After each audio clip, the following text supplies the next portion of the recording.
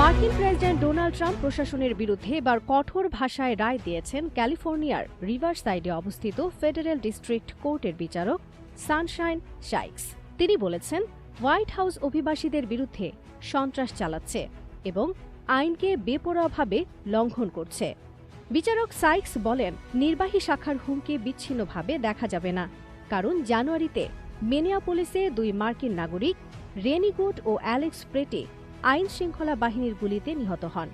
আর এই ঘটনাগুলোকে প্রশাসনের সহিংসতার সম্প্রসারণ হিসেবে আখ্যা দেন বিচারক।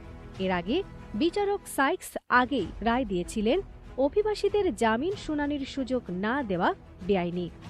তিনি নির্দেশ দেন, আটক ব্যক্তিদের জানাতে হবে যে তারা বন্ড বা জামিন পাওয়ার যোগ্য হতে পারেন, তাকে মুক্তি দেওয়া উচিত কিনা।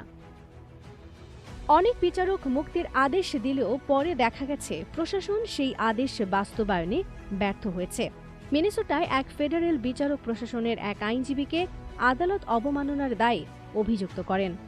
নিউ জার্সিতেও ফেডারেল বিচারক মাইকেল ফারবিয়ার্জ প্রশাসনকে ব্যাখ্যা দিতে বলেছেন কিভাবে আদালতের আদেশ সময় মতো বাস্তবায়ন করা হচ্ছে।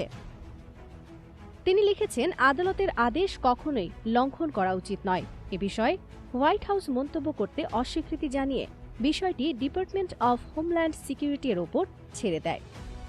ডিএইচএস দাবি করে, supreme court of the United states একাধিকবার নিম্ন আদালতের সিদ্ধান্ত উল্টে দিয়েছে এবং তারা সর্বোচ্চ আদালতের রায় পর্যন্ত আইনি লড়াই চালাবে। সাইকস বলেন, যথাযথ আইনি প্রক্রিয়া না দেওয়া অভিবাসীদের পরিবার ও সমাজের ক্ষতি করছে। প্রশাসনের দাবি অনুযায়ী সবচেয়ে ভয়ঙ্কর অপরাধীদের গ্রেফতার করা হচ্ছে এমন প্রমাণ নেই।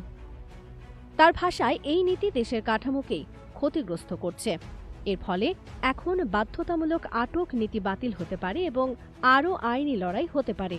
তাই অভিবাসন নীতিকে ঘিরে এই লড়াই এখন শুধু আইনের প্রশ্ন নয়, এটি যুক্তরাষ্ট্রের গণতান্ত্রিক কাঠামো ও মানবাধিকারের প্রশ্ন হয়ে দাঁড়িয়েছে।